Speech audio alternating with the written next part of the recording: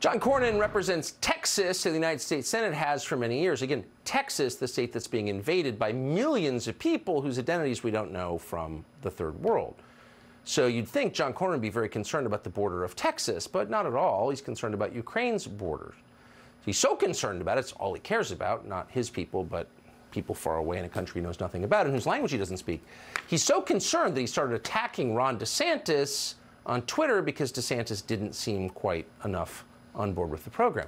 And that's when our friend Sean Davis responded this way, quote, "Stop risking our security and wasting our money on stupid wars that have nothing to do with us." So he's making a case. It's a little harsh, but it's a case. Here's how Cornyn responded. "You're a Nazi!"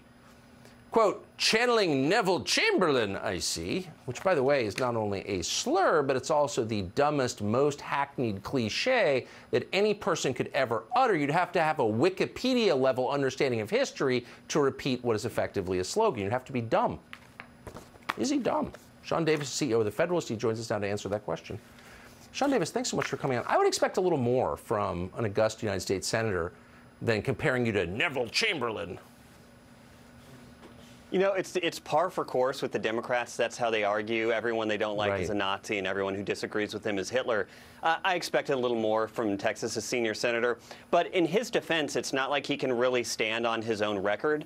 He's been in Congress and in the Senate since 2002. He's got 2 failed wars, banking crisis, a porous border, fentanyl pouring into the streets. Name-calling is kind of all he has. So, I mean, I guess I get why he went there. I wish he would read another book, maybe learn about another war, particularly World War I, which is the actual appropriate historical analog here for what's going on in Ukraine. But I guess that's a little too much to expect from a U.S. senator at this point. It's quite complicated. So John Cornyn is just a liberal at this point, kind of an out-of-the-closet liberal. But he represents basically a conservative state, one of the best states we have, Texas, a really great state. How does that work? Why do places like Texas get senators like John Cornyn? Yeah, it's a real problem where you have these guys who they campaign as conservatives, and then they get to Washington and they get seduced by Mitch McConnell and his corporate lobbyist money, and they become, leadership McConnell lapdogs. And suddenly, through incumbency, they don't actually have to represent their voters anymore. They get to represent the state to their voters. And so that's how we end up with failed wars, with foreign policy debacles, with a border that's non-existent, is because even on our own side as Republicans, we don't get to have representatives who actually represent us.